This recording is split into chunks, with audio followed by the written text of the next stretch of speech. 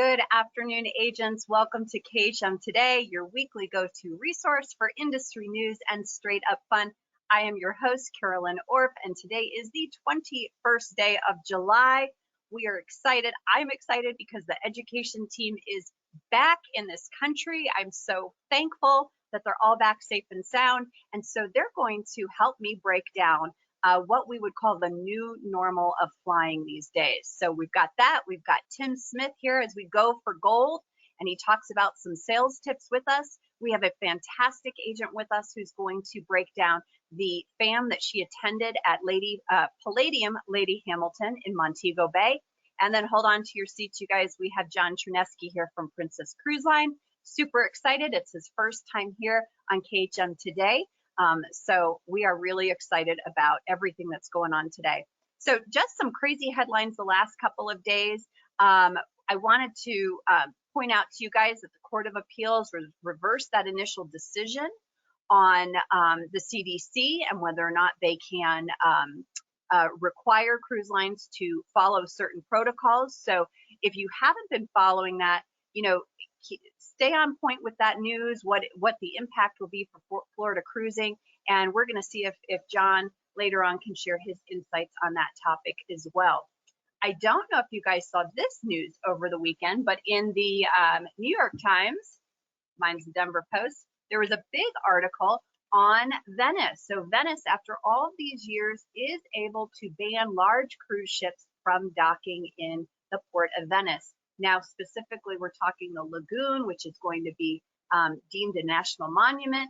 But take a look at the article because it really is great, and it's in the New York Times. It flushes out what the environmentalists are doing along with the city to find a great balance between those environmental concerns of the cruise ship coming in and at the speed that they were coming in and the economic concerns that they have for that city.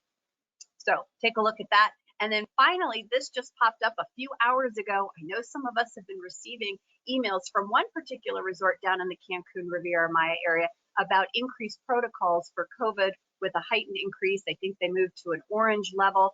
And today, just this morning, I received another notice from another hotel. So I'm trying to stay on point with the hotels that my clients are going to be impacted with over the summer.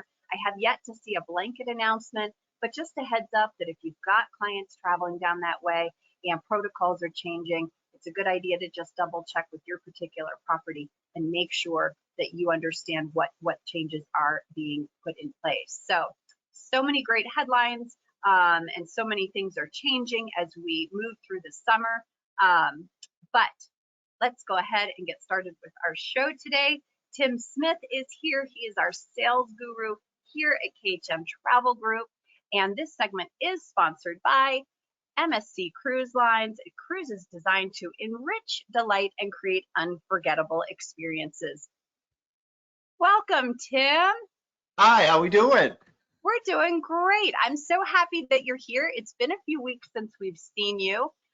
So you know our theme this month is going for gold. It's the Olympics. They start on Friday night. And so what I'm wondering is what your favorite Olympic event is.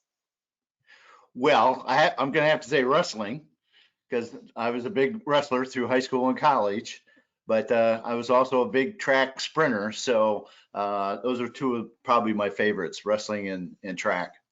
Awesome. Now, will you get up early to watch those events or will you watch the recordings? I do recordings. Awesome. Okay. So you have some thoughts on how we can win, or when do we win the race? And this is all about when do we make that sale? Exactly. It's so amazing to me when I watch the Olympics and any sports events, how maybe a big race, maybe 4 times around the track, and the winner ends up winning the race by 1 inch. Now, how could that happen? Okay, or the long jump, they win it by 1 inch, or they throw the hammer, or they throw the ball, you know, the shot put, and they win by 1 inch. You know, when did they win that race? You know, was it the lurch right at the very end of it? You know, that they lurched forward and then that's when they won that race, Or was it in the back stretch when they got a little extra energy and they took off? Or was it right at the beginning when they were at the starting blocks and they jumped a little bit faster than everybody else? And I get to thinking about those things, and having been an athlete and having, won those races, that's all that stuff is important when you're in those races. But what's really, when did they really, really win the race? All right.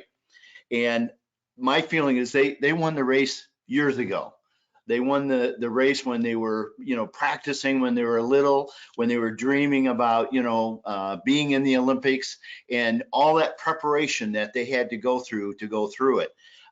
They had to practice, they had to study, they had to talk to other champions, other people who were successful in their field, to see what ideas or techniques that they could do to improve. And so when did you make that sale?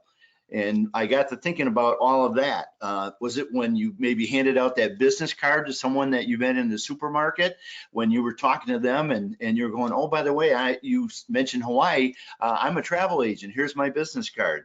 Or was it when you sent those brochures out that just came in and, featured some new travel places that are starting to open up? Or was it that call that you made when you were sitting there and you're thinking, man, I haven't called Sally in a while. I'll call her and see, if she's going to be taking that trip again next year. Or was it the webinar when you were watching me doing a sales webinar and I gave you some really brilliant technique that you used? By the way, I have a webinar coming up Monday at 2 o'clock. That's how to add hours to your day. So it's a little time management stuff. So when that, everybody thinks you get 24 hours. No, you get a lot more than that. So how to add some hours to your day. But so Tim, all of the I feel like as an agent, we're on our way to winning when we really qualify our client well. Like that's our first leg of the race. Okay. And then that final leg is when we have prepared that client so well that the trip is really easy. And I'll give you an example. I was speaking with some clients on Friday night, and they're heading to Mexico in a couple of weeks. And we spent an hour going through all of the process of checking in and what that should look like, and the COVID test and everything under the sun. And I happened to see this gentleman 2 days later, and he said to me, do you spend that much time with everyone, or were you just doing this with us? And I said, right now, I don't have a choice but to spend that much time with everyone because it's so different. Right. And he's a business traveler. He's 100K with United, but he goes from point A to point B, and that's it. He does nothing in between, and he certainly isn't traveling with his kids. Right. So I needed to fill in all those blanks for him so that this trip was smooth, because there's a lot when you're doing leisure travel that's between point A and point B.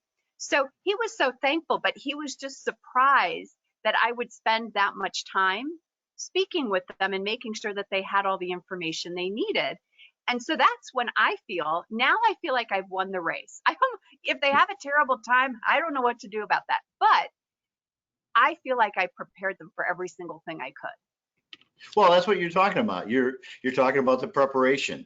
I mean, I look at it as a step by step by step by step basis. And if you miss one of those steps, you're going up a stairway, can you skip 4 steps? It's not too easy, Right. You're going to trip and you're going to fall. And so the preparation is just the most important thing. And then even after the sale, you had mentioned this to me earlier today, even after the sale, the thank you note or the call, how was your trip? Did you have a lot of fun? What would you like to do next time? Those are all important. It's not just you made the sale, they went on. Right. The customer goes, wow, they're really concerned that I had a good time on this trip. Right. And you're with them the whole way. I feel like that's the gold medal moment when they come back and say, we're so fantastic at getting us prepared for this trip and listening to us and hearing our needs and things like that. That's when you get the podium moment. Well, we talk about our travel agents being rock stars. Our travel agents are gold medal winners. Yes, absolutely. Tim, thank you so much All for right. being here. We appreciate your time and your thoughts on sales. They're always so inspiring. And please tune in for Tim's webinar next week at 2 o'clock. If you're a KHM agent, you'll see it in the portal calendar. Thanks, Tim. All right. See you, everybody. Bye. All right. You guys, for the entire month of May, we talked about our FAM forward, and this month we are looking for that FAM feedback from agents that have been on our FAMs the last couple of months. So please welcome our next guest. Glinessa is here. She's an agent with KHM and recently attended our FAM forward event in Montego Bay at the Palladium Lady Hamilton. And this segment is sponsored by Blue Sky Tours, your travel expert selling Hawaii and the South Pacific only to travel advisors. Hi, Glinessa. Welcome. Hello. Thank you. Thank you for having me. So you attended Montego Bay. I just want to call it Lady Hamilton, Palladium Lady Hamilton. It just sounds so fancy. Why did you choose this FAM?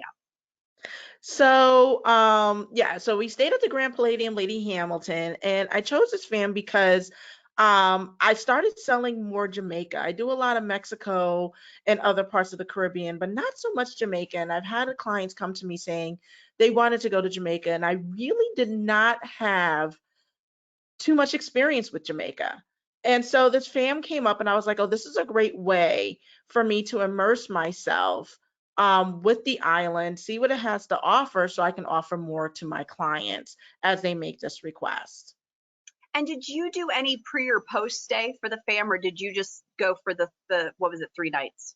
I did the pre-stay. I actually started in the Grill and moved my way over to Grand Palladium, and then actually did some site inspections on my own in Montego Bay. Okay.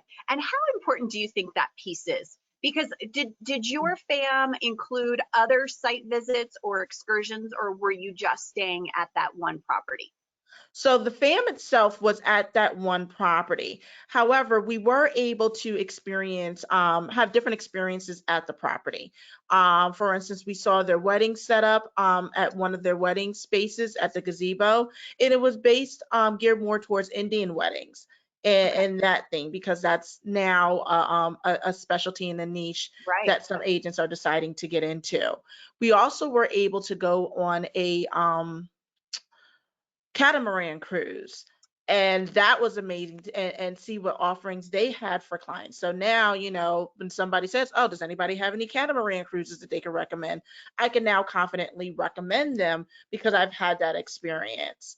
And we also had some presentations by the Jamaica Tourist Board and others who came in to just give us more information and a more immersive experience into the island of Jamaica and all it had to offer.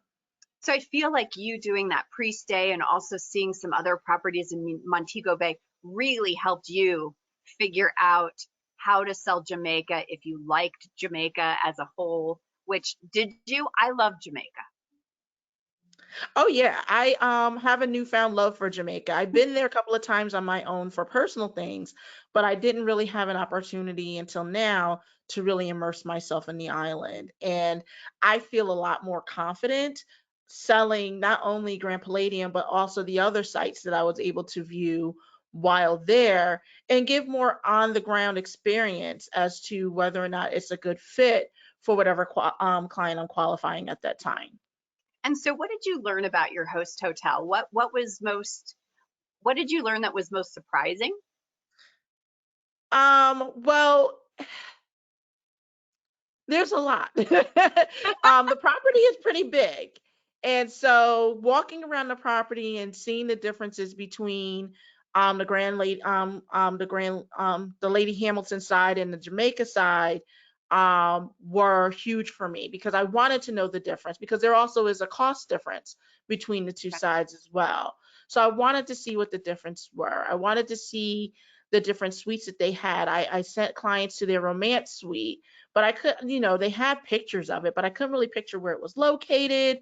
I couldn't really envision what my clients see when they're looking out of the window. And now that I'm able to see that, like I said, I feel more confident selling it, and where it is and what it entails. And, I can say, oh, you and your significant other are perfect for this, or this may not be for you. So, just getting an opportunity to learn about the property, its size, its offerings, especially its dinner. I didn't have a bad meal while I was there.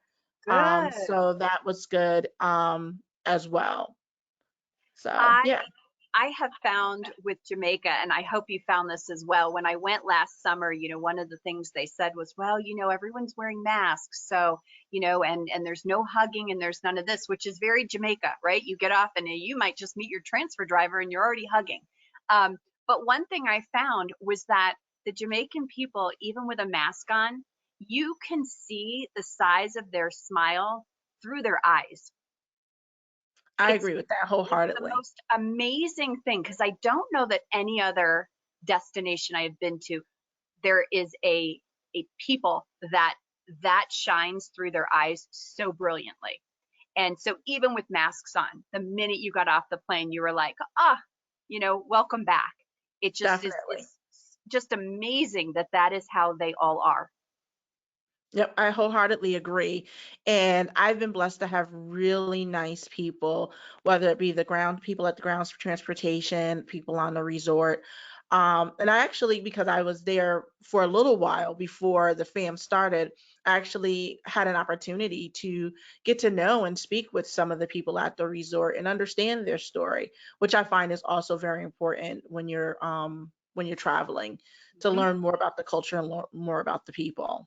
Absolutely. So for agents that are listening and want to do a FAM, do you have any tips on how agents can get the most bang for their buck and what they should choose and what maybe they should pass on?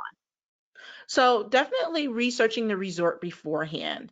That pre-research helps frame any questions that you may have about the resort when you get there. Um, so that's definitely something that I think that you should do. Don't be afraid to add extra days or whether it be before or afterwards, because during the fam, the host wants you to sell the property, so they're going to put their best foot forward. So when you get there beforehand or you stay a little extra, then you can experience the property not as a travel agent, but as your customer, and see, and really look at what some of the issues may be, if there are any, or if the property is as spectacular as they're showing while you're on the fam. That is a Um, great point. yeah, definitely make sure that you have a social media plan. Get different hashtags. Ask for them ahead of time. What are your property's hashtags? How do you want me to promote your property? And while there, utilize it. Go live. I did some lives while I was there. Take pictures, answer questions. Because your clients want to see you on location. They want to see you at those resorts. If you're going to one of my clients has told me, if I don't go there, they don't want to go. Don't recommend any resorts that I haven't been to Mm, personally. And so, that's important to clients. They want to know that you've been there. They want to know that you have firsthand experience. So yeah. the best way to get that out there is by going on social media and going live and utilizing. Don't let it all sit in your phone. Utilize that stuff, and Well, don't be let me afraid to ask, repurpose it too. yeah, let me ask you this, and this is something that we didn't talk about in advance, so I apologize. I'm throwing you a No problem. curveball. Um, did you experience, right now resorts are not selling to full capacity, and I know I've experienced it, other agents have experienced it with clients where we're not selling to full capacity, so we don't have as much staff on site. Are you seeing differences in service levels because of that? So I've been to both Jamaica and Mexico. I just got back from Mexico on Tuesday. So I've been to both places, stayed at various resorts, and I think it depends on the resort. So I have experienced it at some, and others I have not. Some resorts, as the capacity is starting to increase, they're starting to rehire um, either old employees or hire new employees. And so there's definitely that hiccup and that learning curve.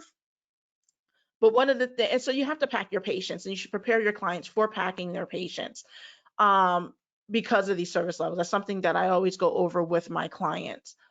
Be that as it may, the resorts are trying, and we're all trying in this industry.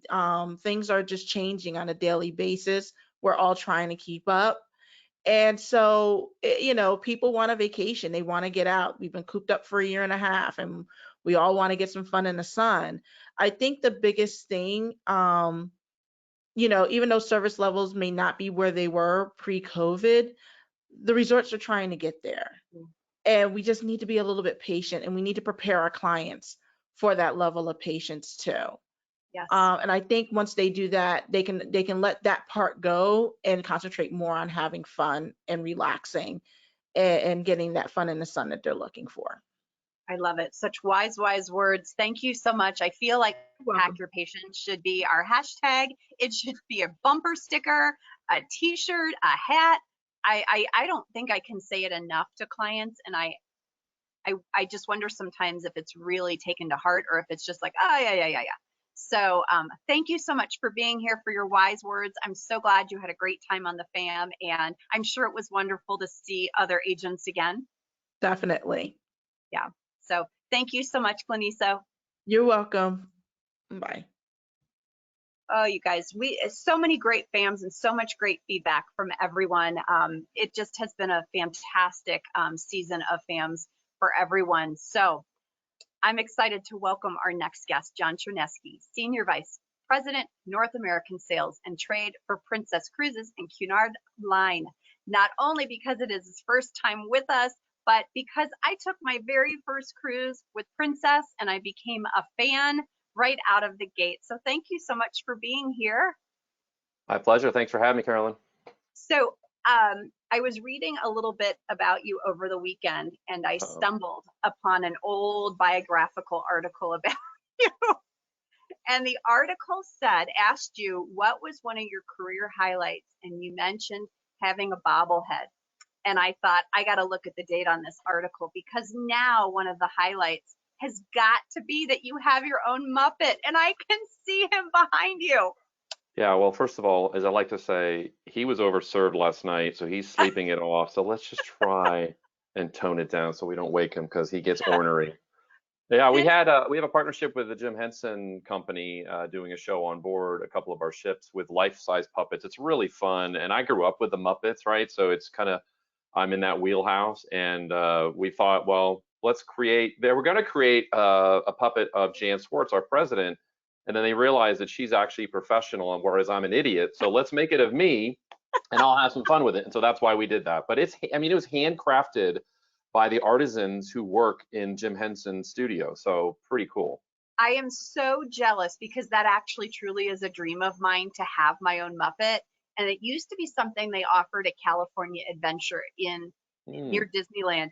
And then they got rid of it. And I have tried like a dog to find it. They used to do it through FAO Schwartz. No one does it anymore. And I totally missed the boat. But it truly, I'm so jealous right now. I keep looking at him in the background. It's cool. And I got to learn how to use them. And I tell you what, the artists that are puppeteers, it is a skill, and it is not easy. And it's a real talent. And so I got to appreciate firsthand just how hard it is. And when I use the puppet, I'm not going to do it here today because it's really embarrassing. But it's hard. That's awesome. So in my mind, I was going to start, when we spoke, I was going to start with something else, but I just wanted to grab your thoughts real quick on, the CDC and, the appellate court saying, no, we're dialing this back. The CDC absolutely can not only recommend, but mandate certain protocols. What's your current thought on this situation? Well, I think clearly what's going on in Florida has raised more questions than answers right now, right? And it's evolving so quickly. I see it almost as a tennis match that we're just kind of waiting for, okay, now what? But what I like to say is, at Princess, we're somewhat lucky because we don't actually return to sail out of Florida until early November. And so it's not like we're sailing there next week where we have, immediacy where we have to answer a bunch of questions, but we're still getting them. And so I would just say, at the end of the day, the cruise industry, and Princess obviously is part of that, we have always lived by the guidelines established in partnership with the CDC. And I don't feel like that personally is going to change long term, that we still have the most stringent health and safety standards of any vacation option out there, more than airlines, more than resorts, more than you name it. We're the only ones that have to report to the CDC no one else does. And so because of that, and we have a very good shared best practice across the industry, we never compete on health and safety. You've heard that from me and other webinars from other of my colleagues out there. And we truly believe it, that we're all in this together, because if something happens on a ship, people don't really remember the brand. They don't remember the name of the ship. Half the people who take a cruise don't even remember what ship they were just on for a week. And so we're all in this together. I think it will get resolved. We've proven that we can operate safely in other markets in the world. Our European sisters, the brands that are over there, have done it very well with very few cases. And ultimately, I think we have to get to a place where just because someone tests positive doesn't mean we turn the ship around and park it and we're done. Like, we have to, just like in society, things happen. You could have the vaccine and still be positive. The chance of you transmitting it to someone is very, very low, but it's going to be part of our life moving forward. And so that's why the protocols that we've now established are so stringent on isolation, contact tracing. And we at Princess are fortunate that we have the technology in Medallion class, because contact tracing is very simple. So we know where people have been.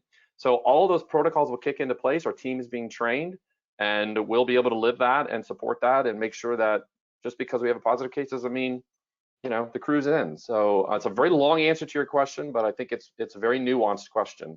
Right, right. So you brought up Medallion Technology, so let's talk about that. This we've been watching for a few years.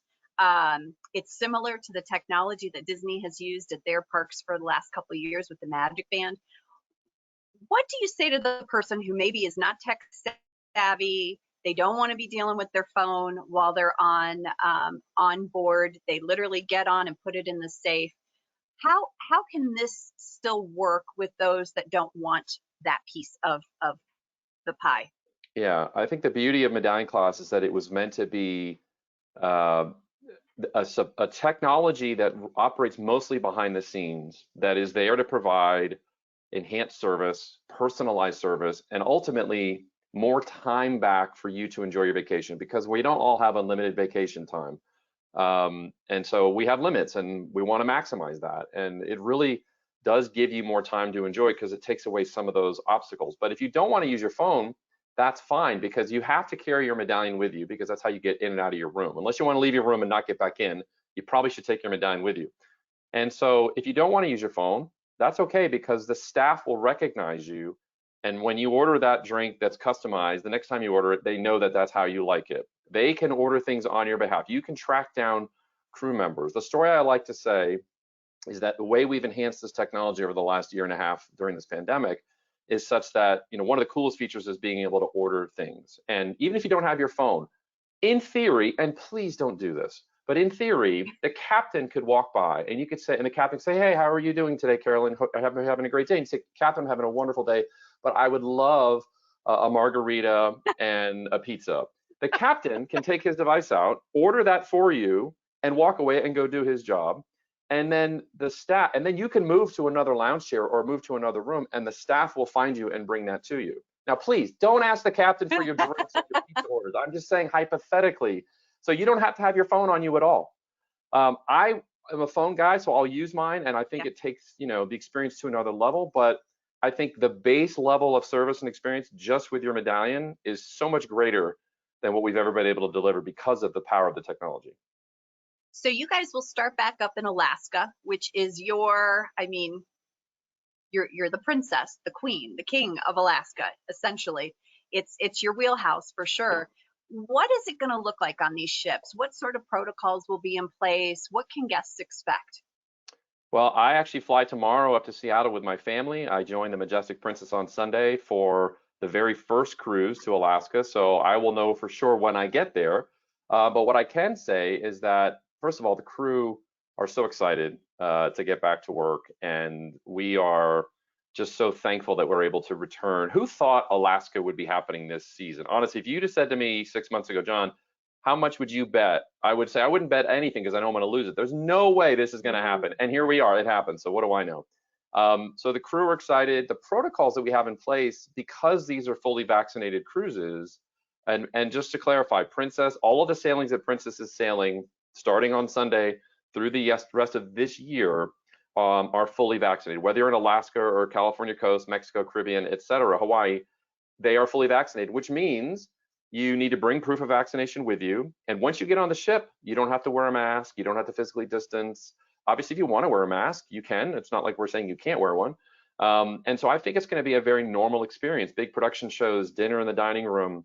And I'm looking forward to that and seeing it firsthand. Can't wait to overeat and overdrink. What's your favorite thing when you get on board? What's the first thing you go to grab? It's usually an alcoholic beverage, and I go right for the pizzeria. So Yes. I usually start with pizza. I think Princess, we've won a couple of accolades in the past, the best pizza at sea. And it's usually my go-to with my boys, especially. I've got twin boys that are 14 now, and so they don't dislike pizza, to say the least. They love it. So yeah, that's my first go-to. What about you? It is definitely the pizza. But the other thing that I love, and I only allow myself to have it once the entire week, is the fettuccine in the Parmesan bowl. The Parmesan, bowl that they craft. I've always wanted to try that at home, but I spared you all It's my really KHM good. at home segment where I try to do that. But that's my favorite thing. Let me ask you, you guys announced the 2023 World Cruise, and it was like record-breaking sales, the amount of time. We've seen this across numerous lines where they have announced these world cruises and they sell out within hours. What do you attribute this to? I think it's, first of all, thank God it happened, right? That we're seeing that demand. I've always felt that this is an industry and a business. And by the way, yesterday was my 29th anniversary working for Princess. I can't believe it. Right out of kindergarten, 29 years later, here we go. And I've always enjoyed working in this, not just company, but this industry because of travel and what it offers us. And I'm not to get too philosophical, but as a humanity, like we are better people for travel. And Glinessa was talking about the trip she just did, and she comes back a different person. We all do when we travel. You're always a different person.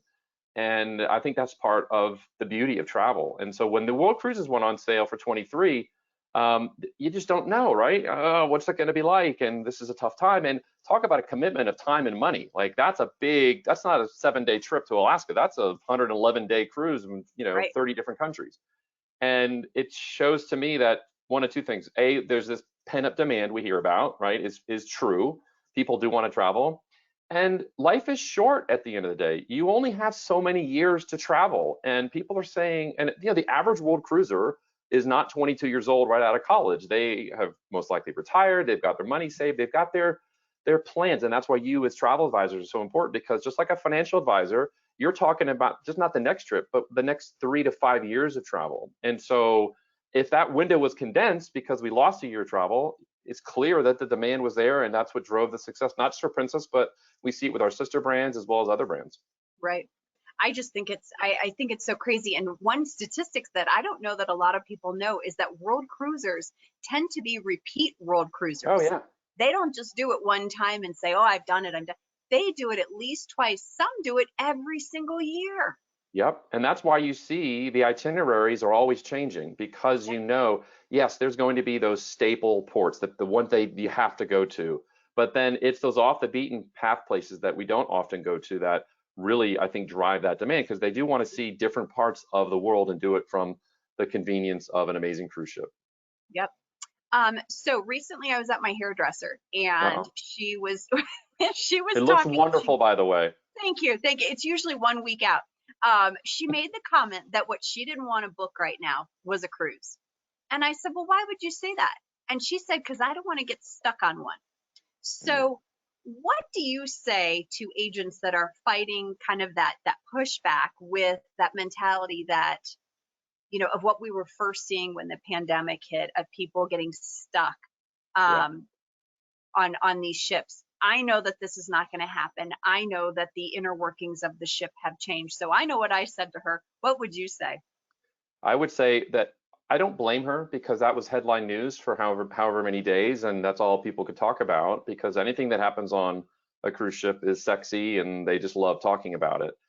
The reality is we didn't have protocols in place like we do now that say, if something happens, if there's a positive case, this is what we do. If the number of cases rises to a certain level, this is what we do. We have agreements with every port we visit around the world that make sure that we have a connection with their local health authority, the local hospitals, that we can offload patients and get them safely home, or into local medical care, whatever the situation might be. So those days, I've heard Arnold Donald say it many times, our corporate CEO, that we will never be caught out like that again, because we will always have these protocols. And so the team of people that are connecting with each of these ports and making sure all those arrangements are in place, that's a full-time job. And they are doing a great job making sure we can return, and that when we pull into a port, whether it's in Alaska or the Caribbean or Europe or wherever, Indonesia, we're going to have those protocols in place. And so I think that fear is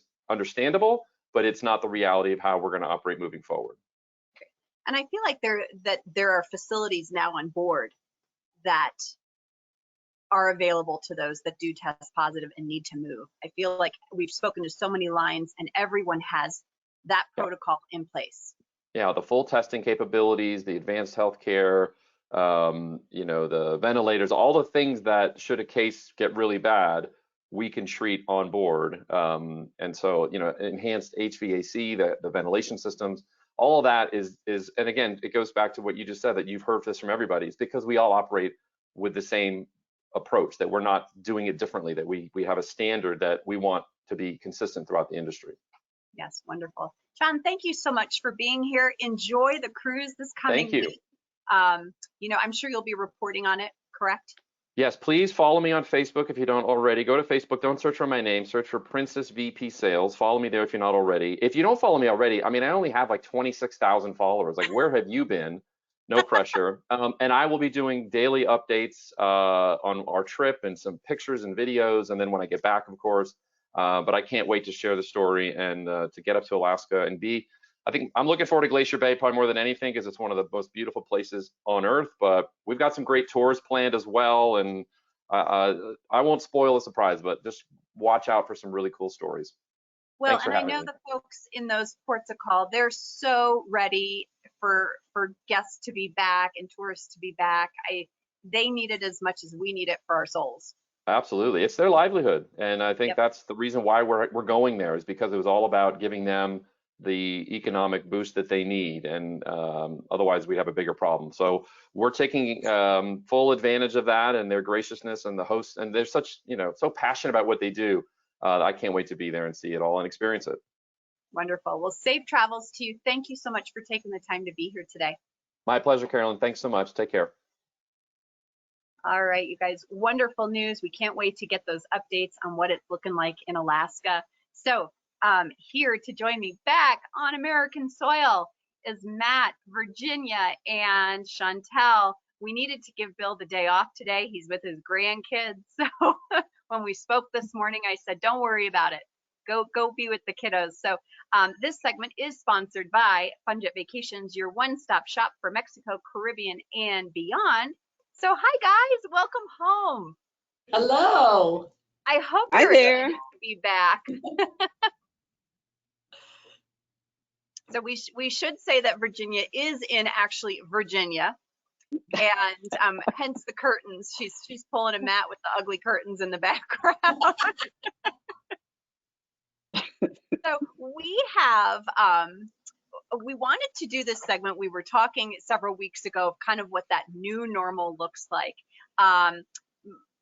Almost all of us, I don't think, BA, you've been on an international flight in the last year, but you've been on plenty of domestic flights. So how would you define that new normal? Matt, let's start with you. Yeah, for me, since I've been doing a lot of mostly international travel, it's not so much worrying about like what the COVID protocols and stuff like that are anymore. For me, it's more about what the rules for entry are. And if I've got everything in order, and checking it several times before I leave, because they might have just changed it again. And then a little bit of worrying at each border crossing, if they're going to let me through, if I've got everything in order. And if that person, whether it's a gate agent or someone at the airline, knows what the policy is for the country that I'm going, what it is today, and if they're going to let me in. So that's a little bit of the new normal. I'm fully vaccinated. I'm not so worried about COVID so much anymore. It's more about everything coming up, the service as well, the hotel service, have a lot of new employees there. Are they trained? Same with the airlines. Do they know the policies? Are they going to let me in? Even if I know the policies, do they know the policies? So.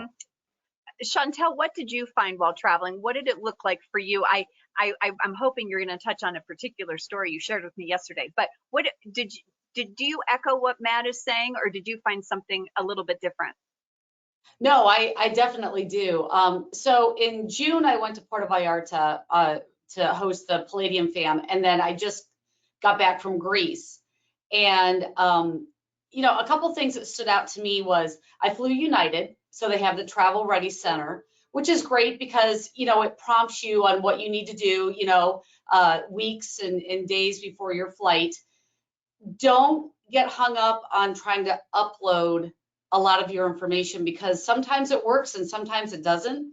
So on QR codes and anything that I had to do, like to enter Greece, we had to do a passenger locator form.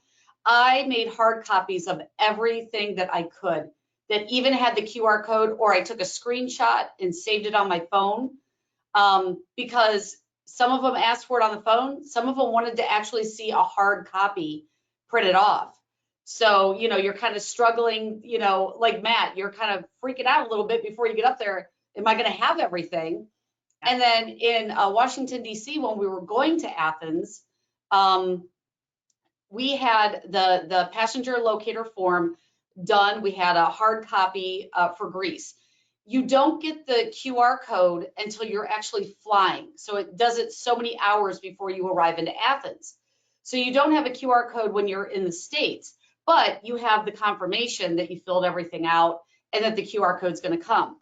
Well, my friend Rita and I went to one gate agent in Washington, D.C. because Cleveland didn't stamp our documents like they should have.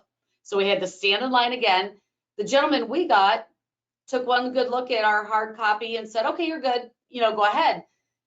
I used the facilities. I came back and my sister is still in line. Like 20 minutes later, she's getting all flustered because her phone wouldn't connect to the internet. It kept spinning. She couldn't find it on her phone, but she had a hard copy. The gate agent was giving her such a hard time. She said, no, I need to see it on your phone. I stepped in very graciously and said, what is the issue? She has the hard copy. We showed the hard copy to this gentleman and he let us through. Well, I just want to make sure she could get it on her phone while she's flying. I said, but we printed the email from her phone. This is the hard copy. So two gate agents standing next to each other, but took it upon themselves to go two different ways. So in this day and age of traveling, like Matt said, it is a go with the flow, try to relax, you know, try to be as patient as possible because sometimes the right hand doesn't know what the left hand's doing. There we go again, pack your patience. VA, what have you experienced domestically? I think it's interesting because in some cases, there are states that have requirements. I had clients flying into Rhode Island for an American cruise line, cruise, and they had to have a COVID test and also have a health document to enter Rhode Island. So it's not just from country to country. In some cases, it's from state to state. So well, I know, we have to check on all that. Right. And I know I found that sometimes the names, like what I'm calling a document, is not what the person at the counter is calling the document. So you think you've done everything and they call it something else and you're like, wait, what is that? And then as they describe it, I'm like, oh yeah, here it is. You know, we're calling it two different things. So I know I experienced that, you know, heading down to Punta Cana. VA, I know you said, at least at San Antonio Airport, which is your home airport, you're still seeing things that are not open as you go through. Yes. When we went in, we had a 6:55 flight on Tuesday. The airport was just chaotic because there were so many people there checking in and they're short-staffed. So, I mean, you'd have lines where we never had lines. TSA was backed up, where they were checking to make sure if you were pre-check or not. They were actually checking before the pre-check line. So everybody had to wait in this long line to even get into pre-check. So, I mean, I think the short staff is just really, really hurting us. And then you get through security, half the restaurants are not open. Just there's nobody at the gates. So it's just a lot of waiting, and that be kind and pack your patience. Yeah. Because And you're food. gonna have a wait. Yeah, and food. Too. Yesterday on coming back, I flew through Atlanta on the way to Dallas DAL, and it was fine at first, but then all of a sudden they told us that we couldn't just go to our next gate. We had to leave and come back through security again. And we were like, what? And we couldn't even, they said we didn't even know how to get there. And we got to some other place, and I found some other people who were along asking the same question. I'm like, yeah, how do we get to security? They didn't even tell us. They just said, go around here, go up some stairs. And I was glad that when I was in Paris, I didn't buy any of that duty-free, scotch or whatever, because it would have been screwed, right? Because they won't let you take it through security. And I don't know if that's because of a staff issue, like Virginia Ann said. Maybe that's the reason why. They didn't really give us a reason, but we all had to go wait in that long line and go back through security. So there's lots of things that are a little different. Is there anything that you're starting to see that is starting to turn back to what the old normal was? The plane was full. Yeah. Yeah. Yeah. I was one thing that I hate to say that I'm witnessing more and more is the poor attitudes and the yelling and the screaming and the confrontations happening. In you really not at the gate, but really at the check-in counters. There's so many issues with documentation and not being able to use kiosks like you used to, and so the lines are long. Masks needing to be worn, people not following that. I hate to say that a new normal of flying is running into one of those people on every flight or every airport experience. At least I have in the last couple of months, and it's really disheartening. The flight attendant on our flight over emphasized many times that this is a federal mandate. Yes. And then he would say, I have to wear this for 12 hours a day. You can wear it for this short flight. And I know it's because they've had so many people push back about wearing the mask. Yeah, absolutely. So, One well, that's positive our new normal. That I've noticed, at least on Delta, I haven't flown with them in a couple of years, but I did fly first class on the way over, my first experience, but on the way back, it was economy. And the food was much better than I remember it. Like we got ice cream, I had like a roast beef, like the food was better than a couple of years ago. And even the dishware was like nice new dishware rather than, typically it looks like banquet, the banquet TV dinner or luncheons or something like that. It wasn't that. It was like on a nice dish plate, and so I'm like, oh, okay, they're upgrading the food at least. Matt, did you bring your cocktail kit with you? No, I didn't bring it this time.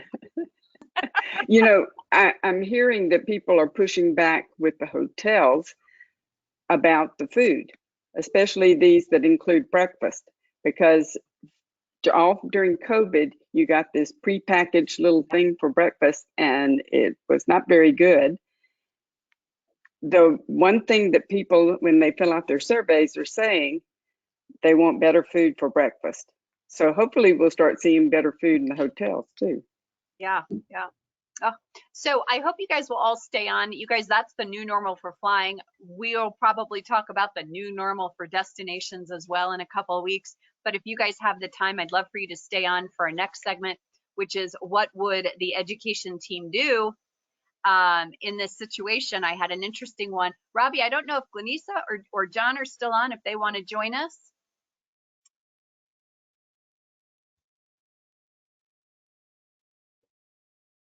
I would love their thoughts on this as well. So, thanks you guys for sticking around. So I had an interesting issue this weekend. I was covering for an agent, and I've been doing this for almost 14 years. I can't believe it. And I've never ever had to do this before. So I got a text from the client. They're down in Mexico, and they wanted to switch hotels. Their room was dingy, even though they were in Preferred Club. The security latch didn't work on their door.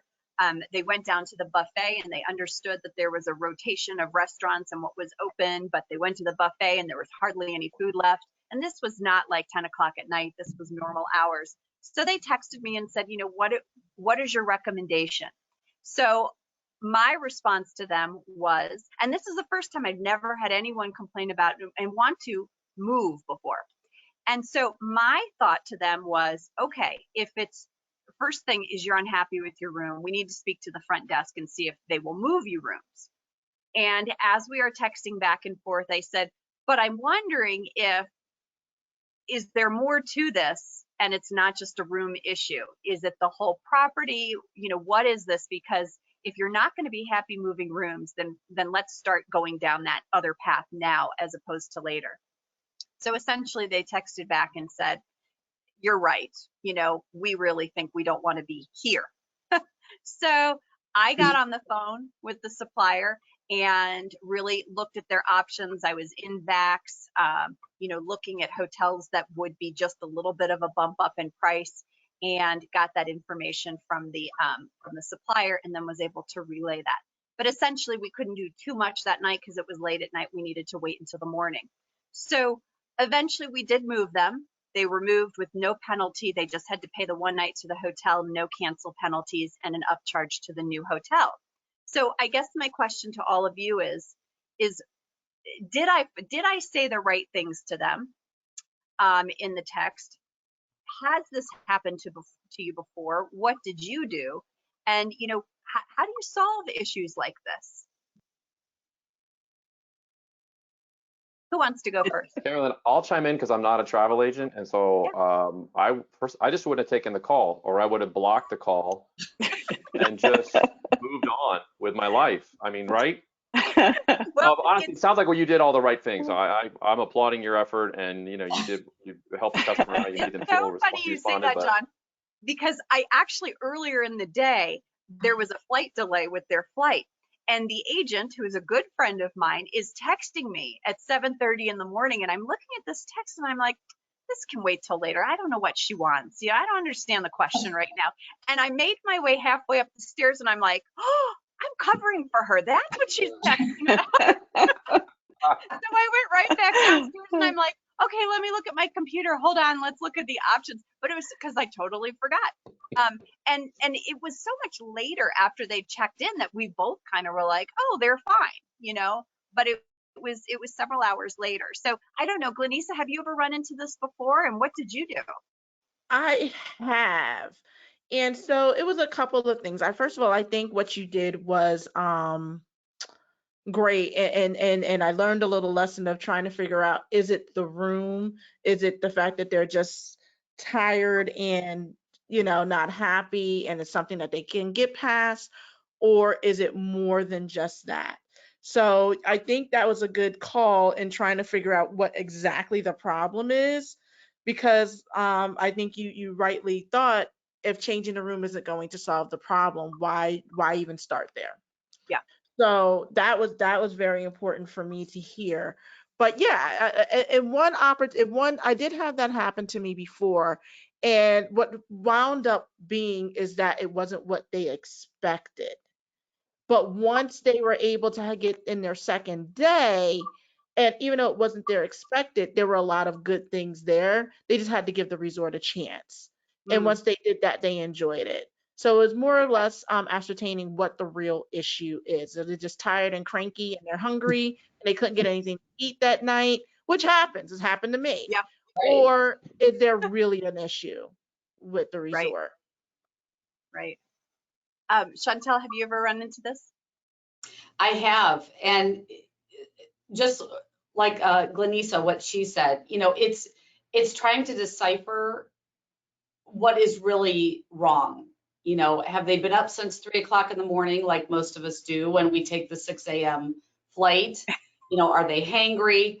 You know, but if there is legit reasons for that room, you know, or property, I think you said something about the elevator, like the elevator was leaking too. Yeah, there was an elevator leakage problem. Yeah, there seems to be multiple things. Yeah. Right. So I feel you did the right thing. And again, it's just, I know it's hard because, you know, they're upset, they're angry, but, you know, you kind of have to work with them and try to calm them down a little bit and explain to them, listen, I'm asking these questions because I need to know the right thing to do here so I can get on it. So if we do need to move you, we need to do it now. Yeah. So, and I do want to give a shout out to all of our agents, because as I was relaying this story to another agent yesterday, I had to laugh because she said, well, how did you know to do that? And I said, you know, the only reason I really knew how to handle, or even a starting place to handling this situation, is because it has happened to other agents. Agents have posted about it on our Facebook group. And so I've been able to see their thought process and figure out, okay, well, they've done this before and this is what they said they did. But I mean, at the end of the day, right, it's that communication piece, and it's calling the supplier and figuring out what the options are before promising anything. I mean, I made that very clear. Let me see if there are any options to move, instead of saying, oh yeah, sure, we can move you. So, John, does this ever happen on cruise ships? Well, it's funny you're saying about this, because I wanted to bring up that we've done a lot of research and figured out that problems happen all the time. Could be weather, could be expectations not met, like Glenissa's saying. It could be just the hangry issue, whatever it is. And the best thing you can do is solve the problem right then and there. The longer you wait to solve a problem, the resolution has less impact in the end. Like, you don't want people stewing over this for their entire trip, and then they write a nasty email or whatever, they get home. Like, that solves nothing. Yep. And so that's one of the things we actually I think have done a great job over the years, but during the pandemic and the last year, we've formalized in what we call the Princess Promise, that we've empowered the ships to consistently make situations right then, not waiting, because we don't want them coming back a week later, writing to our customer relations team, and then they write them a, you know, it's just it doesn't help anybody. And so I think what you did perfectly, not that you had a choice because you actually took the call, which is, again, first mistake, is addressing it right then and there, and helping find the solution that was going to make them happy. Then they feel like, wow, the service they got from you, this new property, they're going to talk about it, you know, that they really liked it. And so I think listen, operations is 24/7. There's always something going on. It could be a leaky pipe that we can't control that impacts somebody's trip. It's less life. Pack your patience, but also try and solve the problem right then and there. Yeah. I've had this happen a couple times. Once was 6 months ago, and one was just this week. So the one 6 months ago, the client showed up. It's a 5-diamond property in Mexico, and he writes me. He says, "This isn't the 5-diamond." And he's complaining about the problems with it. And so I reached out to the supplier and directly to the hotel. They fixed some of the issues, and then they also gave him a bottle of tequila in his room. I think some of it might have been a mood issue. Because he got trapped in that Mexico airport thing that you do, like at Cabo and Cancun and Puerto Vallarta, where the people are trying to convince you they're their transfer. And he got stuck in that for, I think, 30 minutes to an hour until he realized, you know, you got to go outside. So I think that was part of it. So I think there was a mood thing there. I think there was some real issues as well, but they fixed it. Okay, now let's fast forward 6 months later. Different client, different place. Now we're in Hawaii. The client shows up to their room. The room doesn't appear as advertised. It's more partial ocean view than a true ocean view. And now the weekend was okay, but it's Monday now, and now there's construction all day long. So she's not happy. Used a different supplier, different hotel, right? Couldn't get anyone to help me. Called, couldn't get anyone to resolve any issue. And then finally, what she decided is, she said, I'm going to write a review on TripAdvisor. Yep. Within 2 hours, the manager showed up, moved him to a nicer room with that ocean front, and no construction on that side. So I would say that TripAdvisor tactic I had never thought of. So that's a tactic. But I think the real key is choosing that right supplier and vetting that hotel resort properly so that you know that it's quality. And oftentimes, if you work with a good supplier, they're already doing that for you. So you don't need to you still need to vet it a little bit, but you don't need to vet it as much as some of, say, if you're just working with a supplier that offers everything, offers every hotel, right? So lesson learned. So I will tell you a Carolyn? couple things that oh yeah, go ahead, VA. You know, it also happens sometime on guided tours, because I was happened to be traveling with a group on a package tour, and I had one of my travelers who was just not happy with the hotel at all. Not happy with her room.